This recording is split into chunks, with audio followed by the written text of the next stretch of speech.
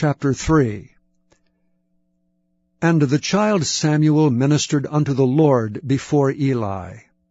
And the word of the Lord was precious in those days. There was no open vision. And it came to pass at that time, when Eli was laid down in his place, and his eyes began to wax dim, that he could not see, and ere the lamp of God went out in the temple of the Lord, where the ark of God was, and Samuel was laid down to sleep, that the Lord called Samuel. And he answered, Here am I. And he ran unto Eli and said, Here am I, for thou calledst me. And he said, I called not. Lie down again. And he went and lay down. And the Lord called yet again, Samuel. And Samuel arose and went to Eli and said, Here am I, for thou didst call me. And he answered, I called not, my son. Lie down again. Now Samuel did not yet know the Lord, neither was the word of the Lord yet revealed unto him. And the Lord called Samuel again the third time. And he arose and went to Eli and said, Here am I, for thou didst call me. And Eli perceived that the Lord had called the child. Therefore Eli said unto Samuel, Go, lie down, and it shall be, if he call thee, that thou shalt say, Speak, Lord, for thy servant heareth. So Samuel went and lay down in his place. And the Lord came and stood, and called as at other times, Samuel, Samuel. Then Samuel answered, Speak, for thy servant heareth. And the Lord said to Samuel, Behold, I will do a thing in Israel, at which both the ears of every one that heareth it shall tingle. In that day I will perform against Eli all things which I have spoken concerning his house. When I begin, I will also make an end. For I have told him that I will judge his house forever for the iniquity which he knoweth, because his sons made themselves vile, and he restrained them not. And therefore I have sworn unto the house of Eli, that the iniquity of Eli's house shall not be purged with sacrifice nor offering forever. And Samuel lay until the morning, and opened the doors of the house of the Lord. And Samuel feared to show Eli the vision. Then Eli called Samuel, and said, Samuel, my son. And he answered, Here am I. And he said, What is the thing that the Lord hath said unto thee? I pray thee, hide it not from me. God do so to thee, and more also, if thou hide anything from me of all the things that he said unto thee. And Samuel told him every whit, and hid nothing from him. And he said, It is the Lord. Let him do what seemeth him good. And Samuel grew, and the Lord was with him, and did let none of his words fall to the ground. And all Israel from Dan even to Beersheba knew that Samuel was established to be a prophet of the Lord. And the Lord appeared again in Shiloh, for the Lord revealed himself to Samuel in Shiloh by the word of the Lord. Chapter 4. And the word of Samuel came to all Israel. Now Israel went out against the Philistines to battle, and pitched beside Ebenezer, and the Philistines pitched in Aphek. And the Philistines put themselves in array against Israel. And when they joined battle, Israel was smitten before the Philistines, and they slew of the army in the field about 4,000 men. And when the people were come into the camp, the elders of Israel said, Wherefore hath the Lord smitten us today before the Philistines? Let us fetch the ark of the covenant of the Lord out of Shiloh unto us, that when it cometh among us, it may save us out of the hand of our enemies. So the people sent to Shiloh, that they might bring from thence the ark of the covenant of the Lord of hosts, which dwelleth between the cherubims. And the two sons of Eli, Hophni and Phinehas, were there with the ark of the covenant of God. And when the ark of the covenant of the Lord came into the camp, all Israel shouted with a great shout, so that the earth rang again. And when the Philistines heard the noise of the shout, they said, What meaneth the noise of this great shout in the camp of the Hebrews? And they understood that the ark of the Lord was come into the camp. And the Philistines were afraid, for they said, God is come into the camp. And they said, Woe unto us! For there hath not been such a thing heretofore. Woe unto us! Who shall deliver us out of the hand of these mighty gods? These are the gods that smote the Egyptians with all the plagues in the wilderness. Be strong, and quit yourselves like men, O ye Philistines, that ye be not servants unto the Hebrews, as they have been to you. Quit yourselves like men, and fight. And the Philistines fought, and Israel was smitten, and they fled every man into his tent. And there was a very great slaughter, for there fell of Israel 30,000 footmen. And the ark of God was taken, and the two sons of Eli, Hophni and Phinehas, were slain. And there ran a man of Benjamin out of the army, and came to Shiloh the same day, with his clothes rent, and with earth upon his head. And when he came, lo, Eli sat upon a seat by the wayside watching, for his heart trembled for the ark of God. And when the man came into the city, and told it, all the city cried out. And when Eli heard the noise of the crying, he said, What meaneth the noise of this tumult? And the man came in hastily, and told Eli. Now Eli was 98 years old, and his eyes were dim that he could not see. And the man said unto Eli, I am he that came out of the army, and I fled today out of the army. And he said, What is there done, my son?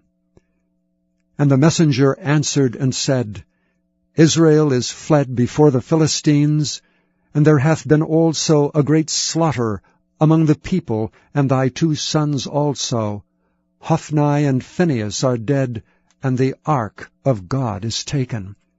And it came to pass, when he made mention of the ark of God, that he fell from off the seat backward by the side of the gate, and his neck brake, and he died.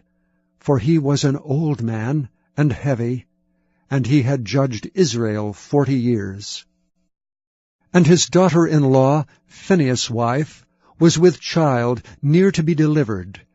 And when she heard the tidings that the ark of God was taken, and that her father-in-law and her husband were dead, she bowed herself and travailed, for her pains came upon her. And about the time of her death, the women that stood by her said unto her, Fear not, for thou hast borne a son. But she answered not, neither did she regard it. And she named the child Ichabod, saying, The glory is departed from Israel, because the ark of God was taken, and because of her father-in-law and her husband. And she said, The glory is departed from Israel, for the ark of God is taken. Chapter 5. And the Philistines took the ark of God, and brought it from Ebenezer unto Ashdod. When the Philistines took the ark of God, they brought it into the house of Dagon, and set it by Dagon.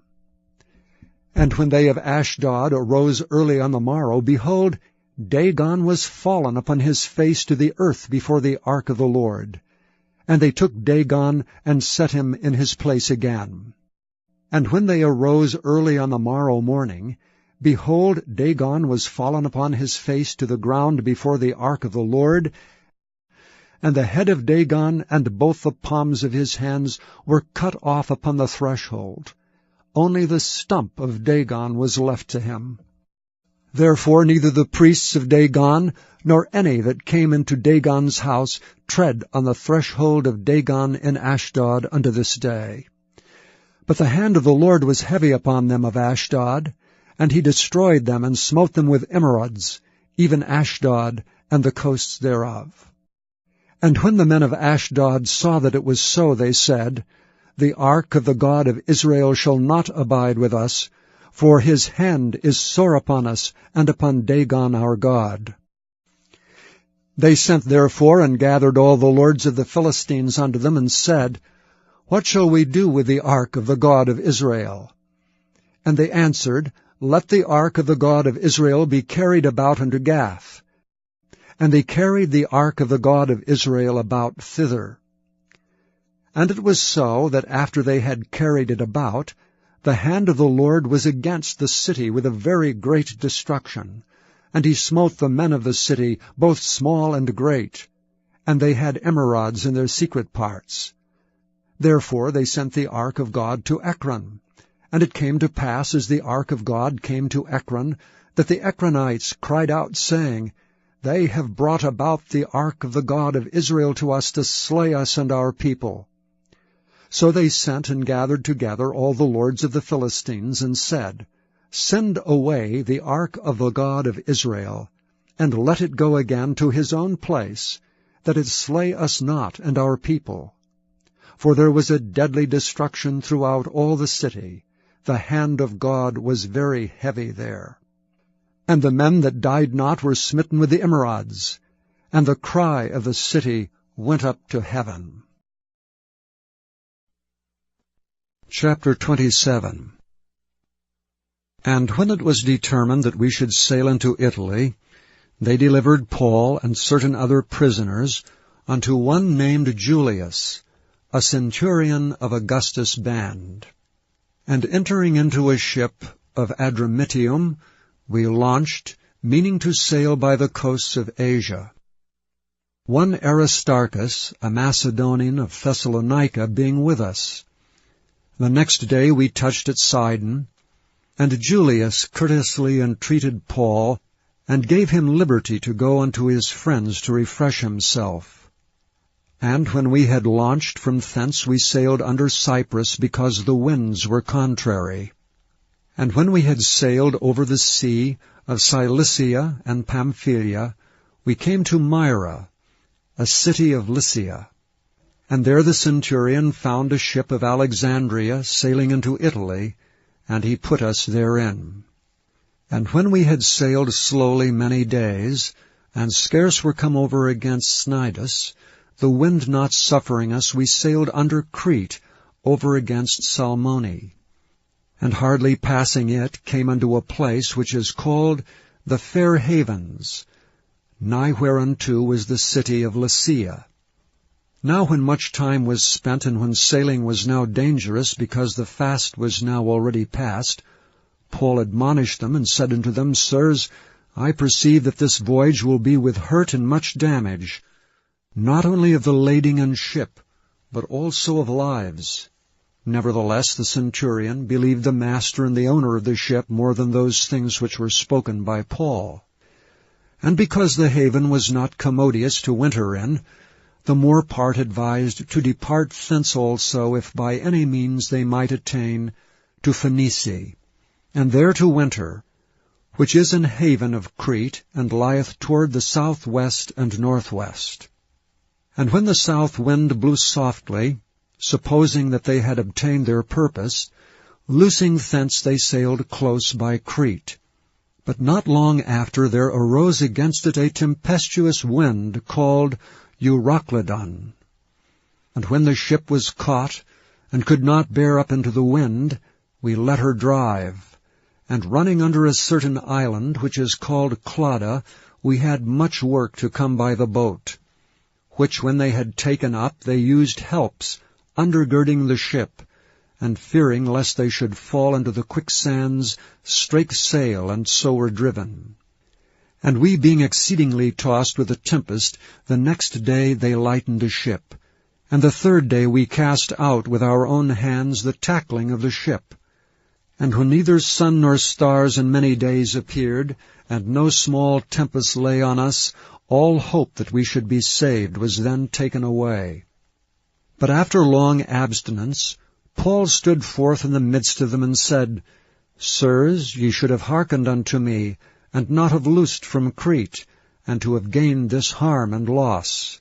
And now I exhort you to be of good cheer, for there shall be no loss of any man's life among you, but of the ship. For there stood by me this night the angel of God, whose I am and whom I serve, saying, Fear not, Paul, thou must be brought before Caesar, and lo, God hath given thee all them that sail with thee. Wherefore, sirs, be of good cheer, for I believe God, that it shall be even as it was told me. Howbeit we must cast upon a certain island.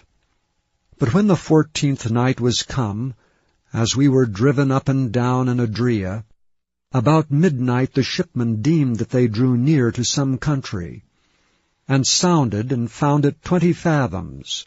And when they had gone a little further, they sounded again, and found it 15 fathoms. Then, fearing lest we should have fallen upon rocks, they cast 4 anchors out of the stern, and wished for the day. And as the shipmen were about to flee out of the ship, when they had let down the boat into the sea, under colour as though they would have cast anchors out of the foreship, Paul said to the centurion and to the soldiers, Except these abide in the ship, ye cannot be saved. Then the soldiers cut off the ropes of the boat, and let her fall off. And while the day was coming on, Paul besought them all to take meat, saying, This day is the 14th day that ye have tarried and continued fasting, having taken nothing. Wherefore I pray you to take some meat, for this is for your health, for there shall not an hair fall from the head of any of you. And when he had thus spoken, he took bread and gave thanks to God in the presence of them all. And when he had broken it, he began to eat. Then were they all of good cheer, and they also took some meat. And we were all in the ship 260 souls. And when they had eaten enough, they lightened the ship and cast out the wheat into the sea. And when it was day, they knew not the land, but they discovered a certain creek with a shore, into the which they were minded, if it were possible, to thrust in the ship. And when they had taken up the anchors, they committed themselves unto the sea, and loosed the rudder bands, and hoisted up the mainsail to the wind, and made toward shore. And falling into a place where 2 seas met, they ran the ship aground. And the forepart stuck fast and remained unmovable, but the hinder part was broken with the violence of the waves. And the soldiers' counsel was to kill the prisoners, lest any of them should swim out and escape. But the centurion, willing to save Paul, kept them from their purpose, and commanded that they which could swim should cast themselves first into the sea, and get to land, and the rest some on boards, and some on broken pieces of the ship. And so it came to pass that they escaped all safe to land. Please visit YesTheBible.com.